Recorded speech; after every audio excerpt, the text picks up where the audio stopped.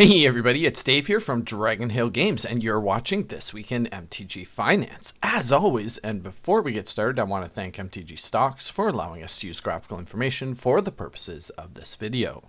We're right in the middle of spoiler season for Kaldheim, and of course, what we've seen is really starting to affect the market.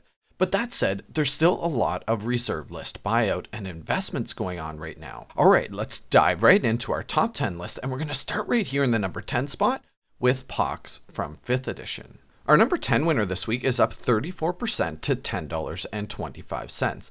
That's the 5th edition printing of this card. Now, of note, it has an Ice Age printing, which is still only valued around $7. Definitely your best bet, and I'm sure this printing will be playing catch up with the 5th edition anytime now. It's not in the reserve list, so I do expect that at some point in the future, we will see another printing of Pox.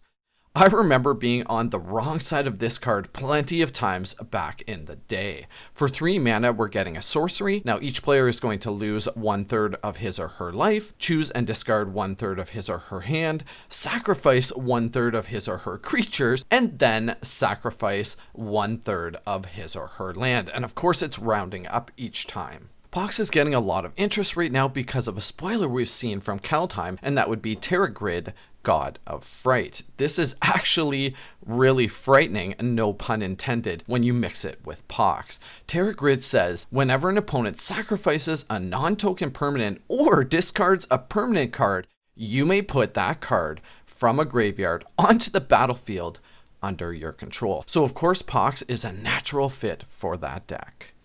Coming in at number 9, we have good old Didgeridoo from Homelands. Now Didgeridoo is up another 54% this week to almost $35. This card crops up every time we see some new and interesting Minotaurs, or in this case, we've seen a lot of Changelings spoiled from Kaldheim. Of course, Didgeridoo is a natural fit if you load your deck down with a bunch of Minotaurs or Changelings. You can pay just 3 mana to take a Minotaur from your hand and put it directly into play. Our number 8 winner this week is up another 84% to $191.50. Earthcraft from Tempest is on the reserve list, and it's been a fan favorite for elf decks forever. This card is fantastic in that for just 2 mana we're getting an enchantment, and we can tap an untapped creature we control to untap target basic land. Great for mana fixing in any sort of elf strategy, and with all of the elves we're seeing from Kaldheim, especially some of these Golgari themed commanders, it's no surprise that we're seeing Earthcraft on the rise, and I would expect this to continue to rise over the course of the next few weeks. Our number 7 winner this week is another classic card from Magic's history. Fork from Revised Edition is at $75, and this thing's up another 134% this week. I never did understand the art on this card. What are these, like half-eaten chocolate chip cookies? Anyway, this classic copy spell has become harder and harder to get your hands on as time goes by, and its last and final printing was the Revised Edition printing. Coming in at number 6 this week, we have Ashnod's Altar, the Antiquities version. At $68, this is up 138% this week, and I actually think that this price is lagging way behind the true value currently of this card. The buyout on this original printing was very strong. In fact, there is almost no copies of this left on the market. Over on eBay, there's 3 copies. They're all graded copies and worth well over $100. Card Kingdom has absolutely none in stock, so trying to get your hands on an original print Ashnod's Altar is going to be a challenge. I think over the course of the next couple of weeks, we'll see this card actually breach the $100 mark.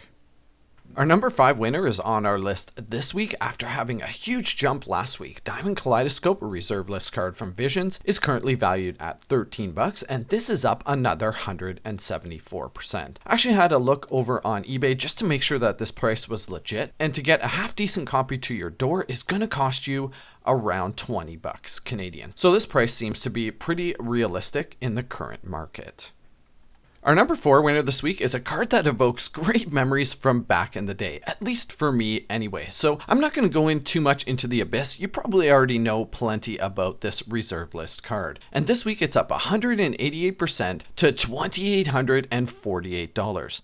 Rather, I want to tell you guys a fun story about the Abyss. So back in 1997, there was a Worlds tournament going on in Columbus, Ohio. And in order to get to that tournament, you either had to be invited or win your way in. So I drove down to Sandusky, Ohio the weekend before to play in a qualifier. And there was a couple hundred people at that tournament. It was actually a sealed deck tournament.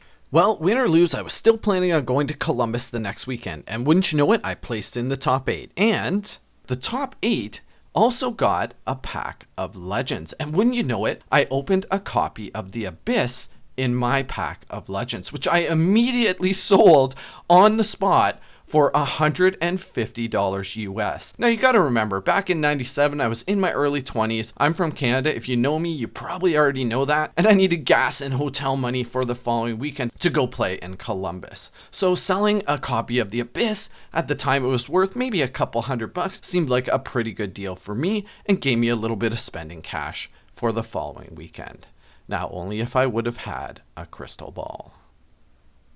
Okay, let's get back to cards this week that have been affected by some of the Kaldheim spoilers. And Rice the Exiles from Morningtide is up 292% this week to almost $20. Just a few weeks ago, this card was worth a couple of dollars. So this is a meteoric rise for Rice the Exiled. This guy slots perfectly into any sort of Golgari themed commander deck you're going to be building, and actually he would make a great pilot for a Golgari themed commander deck. He essentially has indestructible in the sense that you can sacrifice an elf to regenerate Rice the Exiled, and whenever he attacks you gain 1 life for each elf you control. Elf Ball looks like it's going to be a big theme in Kaldheim, and we're getting a bunch of new awesome Golgari themed elves in that set.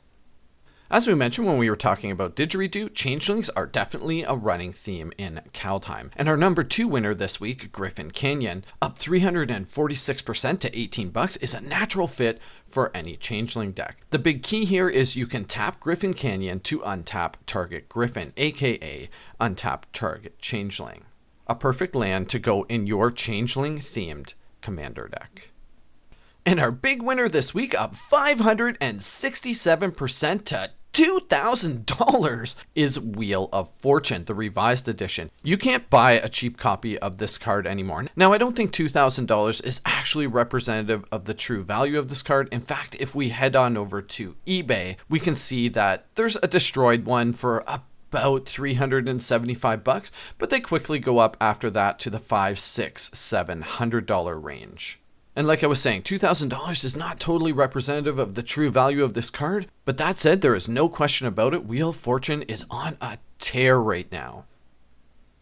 Alright, before I get into cards I'm investing in this week, as always, if you're a subscriber, you know I want to thank you for your continued support. There's only a couple of weeks left before we'll be cracking open packs of Kaldheim, and we still have a couple of sponsored videos left. So if that's something that interests you, head on over to our online marketplace, www.dragonhillgames.com, and you can check that out. Of course, there's a link for that in the description of this video.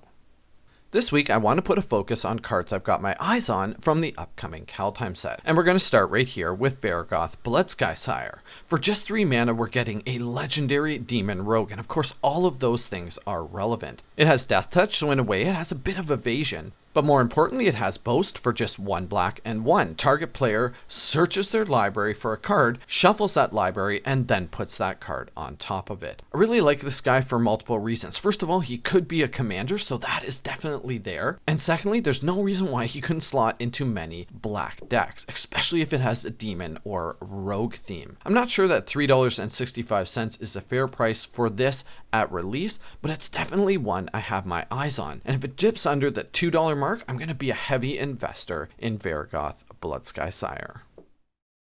And lastly, this week, I've got a couple of speculation plays for you guys. Now, first, I want to look at Rise of the Dreadmarn. I'm actually looking right now at the pack version of this card, which is valued at around $1. Unfortunately, there is no art for that. So we're going to look at the extended art so we know what this card is about. For just 3 mana at instant speed, we're going to create X 2/2 black zombie berserker creature tokens, where X is the number of non-token creatures that died this turn. And we can foretell it for just 1 black mana. This is a fantastic card for any deck running black. You just cast this after a board wipe, and for every creature that died on the battlefield, you get to create a black Zombie Berserker creature token. If you can get your hands on the regular pack version of this card for under $1, that is a fantastic spec play.